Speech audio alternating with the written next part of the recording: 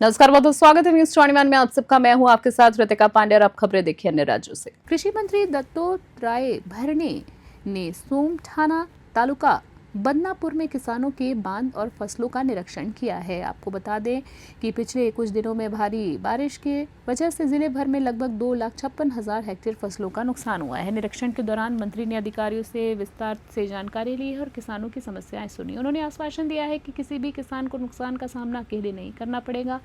फसलों का पंचनामा तुरंत किया जाएगा और दिवाली से पहले आर्थिक सहायता सीधे किसानों के खाते में जमा कर दी जाएगी। कृषि मंत्री भरणे ने किसानों को शांत करते हुए कहा है कि सरकार आपके साथ मजबूती से खड़ी है।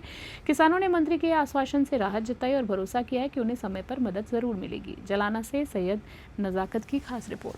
जालन्याची मी माहिती जालना जिल्ह्याची घेतलेली। जालना जिल्ह्यामध्ये आज अखेर साधारणतः 2,54,000 हेक्टर एकरात जर विषय करायचा झाला तर 6,35,000 एकराचं नुकसान हे माझ्या शेतकऱ्यांचं हे जालना जिल्ह्यामध्ये झालेलं आहे। मगाशी ते हेक्टर 2,54,000 हेक्टरच्या ऐवजी मी तुम्हाला एकरात सांगतोय की 6,35,000 एकराचं नुकसान निस्ते एकट्या प्राथमिक अंदाजावर जालना जिल्ह्यामध्ये झालेलं आहे। आणि राज्याचा जर विचार करायचा झाला तर आज साधारणतः 80 लाख एकर एवढं माझ्या शेतकऱ्यांचं नुकसान झालेलं आहे। ह्या नुकसानीबरोबरच कुणाच्या घरामध्ये पाणी शिरलेलं आहे, कुणाच्या घराची पडझड झालेली आहे, काही ठिकाणी जमीन, आता आपण तिथे मगाशी त्या स्पॉटला बघितलं, काही ठिकाणी जमीन वाहून गेलेली आहे, काही ठिकाणी म्हणजे पशुधन वाहून गेलेलं आहे।